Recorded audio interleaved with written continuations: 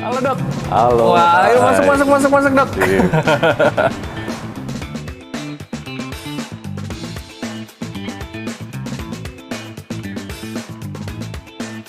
Halo dok. Halo. Ketemu lagi Kacau kita. ini kita ketemu nih. Siap. Jalan-jalan kita pakai BMW iX1. Mantap. Ini dok, kalau misalnya iX1 ini ya kan dari based in BMW itu ngasih free garansi baterai 8 tahun ya kan, sama free service 6 tahun dok. Wow. Jadi gimana? Kita beli nih. Oke, kita cabut dok. Sip, lanjut. Oke, lanjut ya. Iya. Sip. Halo Dokter Jeffrey. Halo, Gerald. Halo. Tos dulu. Aman. Dok. Ya, Aman, Dok. sabar. Kabar baik dok. Kita lagi di Sip. dalam BMW iX1. Wow. Mobil elektrik dengan ya kapasitas baterai yang menunjang ya dok. Jadi dalam sekali ngecas itu dokter bisa nempuh 400 km.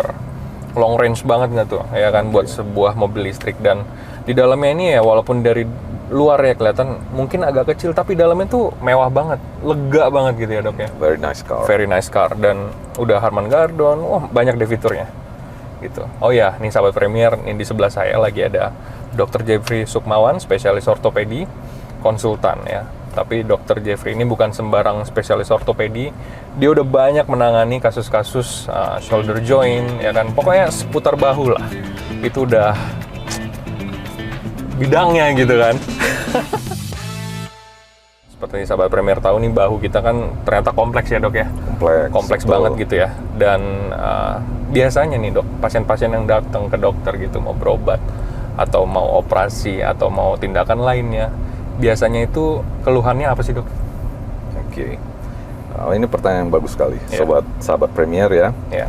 Saya jelaskan sedikit. Bahu kita itu mungkin saya jelaskan dari segi struktur dulu ya, biar paham.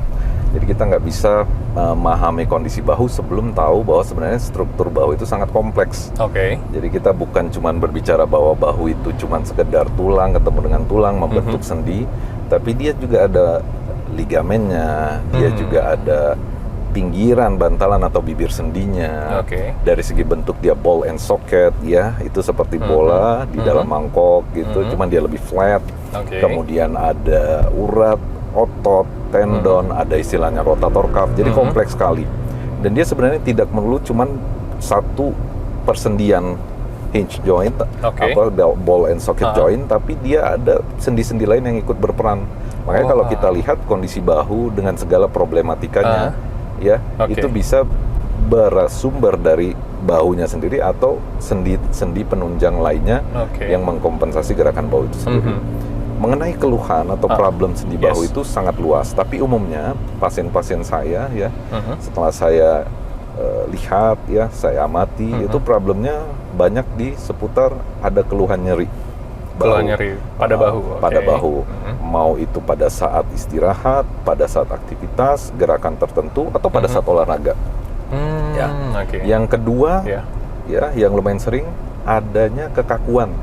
Jadi gerakan sendi bahunya itu tidak bisa maksimal atau bisa tidak maksimal. bisa optimal. Yang Oke. kita tahu bahwa sendi bahu adalah sendi yang gerakannya paling luas, paling fleksibel, Oke. hampir 360 derajat. Oke. Ya, jadi ke segala arah bisa. Tapi pada pasien tersebut ya, itu gerakannya jadi terbatas, dan ini sangat mengganggu sekali. Iya, pasti dong. Gerakannya terbatas, kadang-kadang gerakannya terbatas tanpa nyeri, hanya kaku. Tapi yang lebih kompleks, gerakannya terbatas, ada pula nyeri. Jadi benar-benar sangat mengganggu fungsi bahu itu sendiri, menurun drastis. Oke. Yang ketiga, ya, ini juga sebenarnya banyak terjadi, tapi umumnya orang belum ngeh, belum tahu ya. Apa tuh? Itu shoulder instability. Jadi bahunya itu longgar. Mungkin pernah tahu ada dislokasi bahu? Dislokasi bahu ya. Ya, dislokasi Bergeser tuh. bahunya gitu. geser, sendinya Oke. geser. Iya. Nah, ada yang sendinya geser, dia tidak bisa kembali lagi posisinya. Ada yang sudah geser bisa kembali, tapi ujung-ujungnya longgar.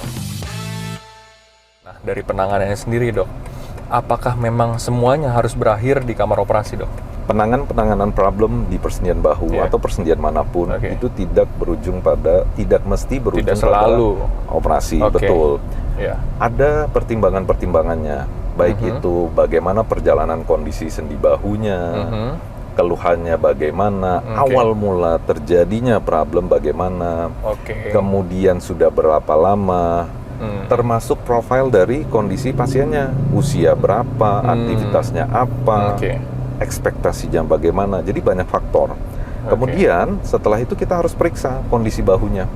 Apakah memang ada kondisi-kondisi yang sifatnya harus urgent diperbaiki, atau jangan-jangan dia ada potensi dia bisa self-limiting problem, dia bisa pulih sendiri. Iya. Ada pertimbangan seperti itu, barulah nanti bila diperlukan ada pemeriksaan yang untuk melihat detail kondisi atau struktur bahunya. Kita tahu treatment kita bagi dua secara garis besar.